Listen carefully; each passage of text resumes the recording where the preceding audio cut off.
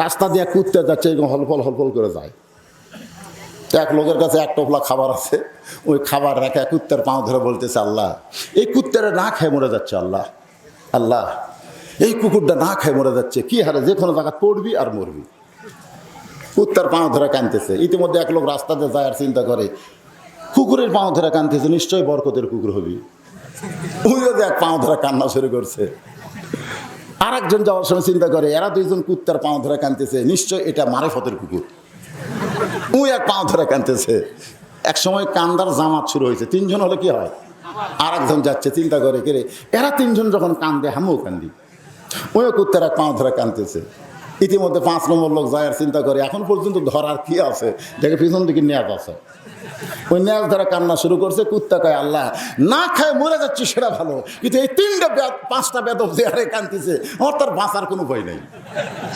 এমন সময় 6 নম্বর ব্যক্তি যায় আর চিন্তা করে, এরা 5 জন কেন কাঁদতেছে। প্রথম যায় নেয়াজ ধরছক বলছে, এই কান্দিস কে? সবাই কান্দে আমিও কান্দি। এই বাবা খালি খালি কান্দে কোনো লাভ আছে না, ছাড়। তারপরে যে 4 নম্বরে কান্দিস কেন? বলে আমার আগে 3 জন কাঁদতেছে। বলে তুই কেন কান্দিস? আমার আগে 2 জন। তুই কেন কান্দিস? বলে এই ব্যক্তি কান্দা শুরু করছে। আরে পাগলা তুই কেন কান্দিস? বলে কুত্তা না খায় মরে যাচ্ছে, তুমি জানো না? এই জন্য কুত্তাকে একটু কান্দে কান্দে সান্ত্বনা দিচ্ছি। বলে টোপলা কার? বলে আমার। টোপলার মধ্যে কি আছে? টোপলার মধ্যে খাবার আছে, ওখান থেকে একটু খাবার বাইরে করে দিলেই তো হয়। বলতেছে কান্দা সহজ, কিন্তু টোপলা খোলা। আজকে আমাদের বাংলাদেশে নবীর জন্য মানুষ কাঁদতেছে, নবীর তাইফের ঘটনা শুনে চোখ দিয়ে পানি বার করতেছে, কিন্তু নবীর আদর্শকে গ্রহণ করা কঠিন হয়ে গেছে। জোরে কোন কথা ঠিক কিনা?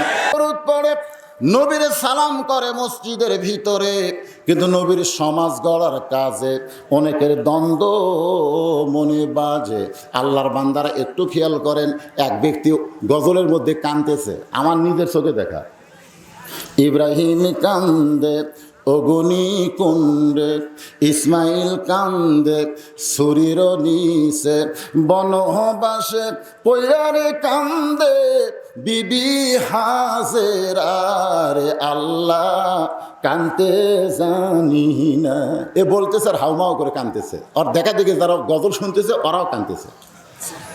তো ফেরেশতা বলে, আল্লাহ কান্দে কান্দে চোখের গাল ভিজা দিল, চোখের পানিতে গাল ভিজালো, এর রেজাল্ট কি? এই মাইকের সাউন্ড ক্লিয়ার করো বলেন, মাইকের সাউন্ড ভম ভম করতেছে। কান্দা কান্দা কি করলো? গাল ভিজালো, এর রেজাল্ট কি? আল্লাহ বলতেছে জাহান্নামী। ফেরেশতা কয় জাহান্নামী কেন? বলে জাহান্নামী হলো এই নবীর শানে মিথ্যা কথা বলতেছে। ও যে বলতেছে ইব্রাহিম কান্দে অগ্নিকুণ্ডে, ইব্রাহিম তো অগ্নিকুণ্ড যায়নি, কান্দবে কেন? কারণ আগুনের চুলায় যাওয়ার আগেই আল্লাহ শান্তির বাগান বানায় দিয়েছে। ধরে কোন কথা ঠিক কিনা?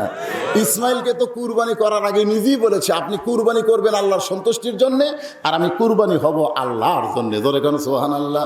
ইন্না সলাতি ওয়া নুসুকি ওয়া মাহইয়ায়া ওয়া মামাতি লিল্লাহি রাব্বিল আলামিন। আমার নামাজ কার জন্যে? আমার কুরবানি কার জন্যে? আমার বেঁচে থাকা কার জন্যে? আমার মরে যাওয়া কার জন্যে? আমার সব কিছুই হলো আল্লাহর জন্যে। আল্লাহ বললেন, হাবিব আপনার আদি পিতা আদম আলাইহিস সালাম 350 বছর তওবা করেছে। 350 বছর। জোরে বলেন কত বছর? আমাদের আদি পিতার নাম কি? আদম আলাইহিস সালাম।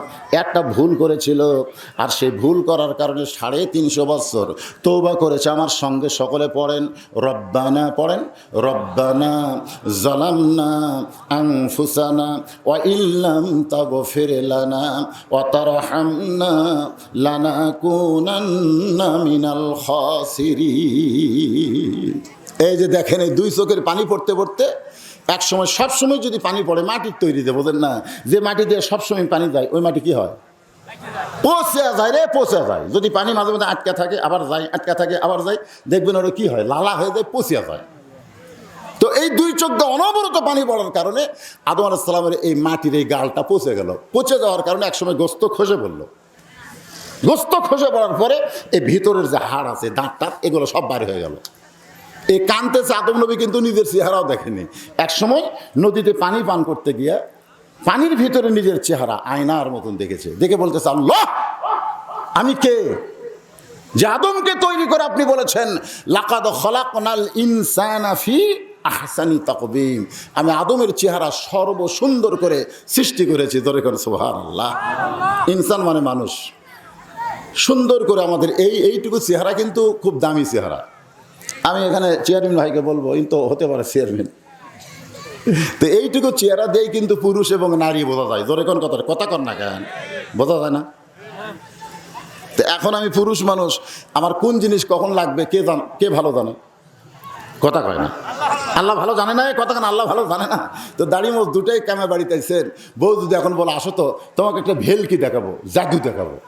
স্বামী বলে কি জাদু? ড্রেসিং টেবিলের সামনে গিয়ে বলতেছে তোমার চেহারাও যা আমার চেহারাও তাই। দেখো তোমারও দাড়ি মোজ নাই, আমারও দাড়ি মোজ নাই। আল্লাহ যদি আমাকে দাড়ি দিত, বউ বলতেছে আল্লাহ যদি তোমাকে দাড়ি দিত, এই চর খাবি, মেয়ে মানুষের কোনোদিন দাড়ি হয়? তখন বউ বলতেছে এই মরদ মানুষ কোনোদিন দাড়ি মোজ চাঁচা হয়? এই জন্য আল্লাহ বলেছে লাকাদ খলাকনাল ইনসানা ফি আহসানি, এইটুকু গোটা দেহ না, এইটুকু দিয়া নারী এবং পুরুষ চেনা যায়। কথা কন্যাকার। আদম আলাইহিস সালাম সাগরের দিকে তাকায় দেখে ভিতরের দাঁতগুলো সব বের হয়ে গেছে। চমকে কে বলে আল্লাহ, আমার কানতে কানতে আমার গোস্ত পছন্দ ধরে পড়ে গেছে, আমার ভিতরের চেহারা দাঁতগুলো বের হয়ে আমাকে ভূতের মতন লাগতেছে। ও মাবুদ, এত কান্দি এখন পর্যন্ত আমার তওবা কবুল হয় না। আল্লাহ ডাক দিল, আদম শুধু কাঁদলে হবে না, কাঁদার মতো কাঁদতে হবে। আত্তাকুল্লাহ হাক্কা তুকাতিহি, শুধু ভয় করলে হবে না, ভয় করার মতন ভয় করা লাগবে। শুধু কাঁদলে হবে না, কাঁদার মতো কাঁদার দরকার আছে না?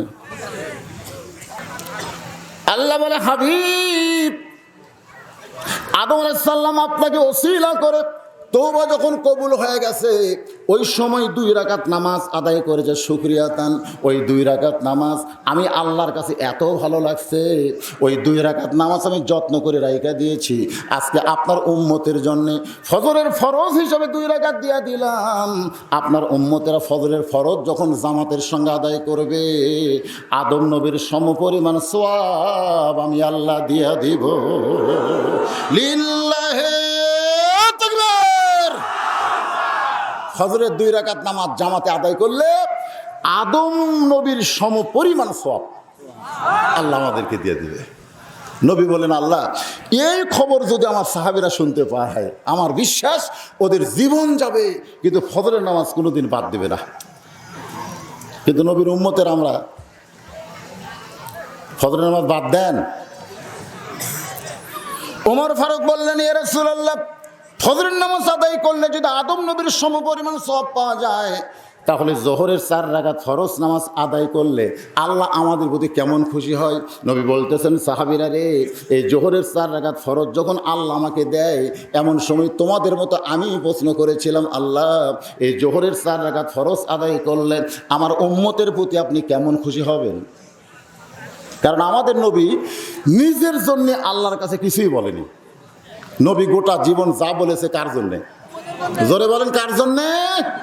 তাহলে জোহরের 4 রাকাত ফরজ আদায় করলে আমার উম্মতের প্রতি আপনি কেমন খুশি হবেন? আল্লাহ বলে, হাবিব আপনার উপর যে কোরআন শরীফ নাজিল করেছি, এই কোরআনে আপনার একজন জাতির পিতা। ফজর হলো আদি পিতা, আর জোহর হলো, কথা কয় না, মিল্লাতা আবিকুম ইব্রাহিম হুয়া সাম্মাকুমুল মুসলিমিন। বিজ্ঞানময় কোরআনে আল্লাহ মুসলমানের জাতির পিতার খবর দিছে। আমাদের জাতির পিতার নাম কি? যারা বলতেছেন না, এর বিপদ আছে। আমাদের জাতির পিতার নাম কি? আদি পিতা 2 জন, জাতির পিতা 2 জন, জন্ম দেওয়া পিতা 2 জন। এইটা বলার উপায় নাই, কারণ এই জায়গায় পিতা বাড়াইলেই সমস্যা। জোরে কোন ঠিক কিনা? কেউ যদি বলে আমাকে 2 বাপে জন্ম দিছে, তাহলে বুঝবেন ওর জন্মে ভেজাল আছে। কেউ যদি বলে আমার জাতির পিতা 2টা, তাহলে বুঝবেন ওর জাতির মধ্যেও ভেজাল আছে। কেউ যদি বলে আমার আদি পিতা 2টা, তাহলে তার ইমানের মধ্যে ঝামেলা আছে। যেরকম আছে না নাই? এই জন্যে আপনার জাতির পিতা চড়কের উপরে বসে আছে, চড়ক চড়ক, আর রশি ধরে আজর টানতেছে। আজর হলো ইব্রাহিম নবীর বাপ। নিচে নমরুদের আগুনের চুলা দাও দাও করে জ্বলতেছে। বাবা রশি টানতেছে সন্তানকে বাঁচানোর জন্যে না আগুনের মধ্যে ফেলে দেওয়ার জন্যে? আচ্ছা আপনারা বলেন তো, যেই বাবা তার সন্তানকে আগুনের চুলার মধ্যে ফেলে দেওয়ার জন্য রশি টানে, এটা কেমন বাপ? কথা কয় না। ভালো বাপ না খারাপ বাপ? আরো জোরে কোন। তাহলে যেই বাবা সন্তানকে 4G মোবাইল কিনে দিছে আর সারা রাত সন্তান ফেসবুক চালায়, এরকম সন্তান আছে না? জোরে কোন, আছে না? এর চোখে মুখে কম্বল দিয়ে ঘুম পাড়ে। মা বলতেছে 12,000 টাকার কম্বল কিনে দিলে যে হারে চোখে মুখে দিয়ে ঘুম পাড়ে, এ তো নিঃশ্বাস আটকে মরবি। এখন সন্তান হয়তো ঘুমাইছে, তুমি কম্বলটা টান দিয়ে গলা পর্যন্ত দিয়ে আসো। তো বিড়াল যেরকম ইন্দুর ধরে, বাবা চুপি চুপি যায়, কেবল কম্বল টান দিছে, টান দিয়ে দেখে ওই হাঁটুর মধ্যে সিনেমা হল চালু করছে। ধরে করে কি সব কম্বল মাথার মধ্যে, এরই মধ্যে 4G মোবাইল চালু করে দিছে। বাবা যা দেখছে, দেখার পরে বাড়ি এসে শেষ শেষ হয়ে গেছে। ইতিমধ্যে মা দৌড়ে এসে বলে, কি হয়েছে, ছেলে মরছে নাকি? বলে ছেলে বেঁচে আছে কিন্তু ঈমান শেষ।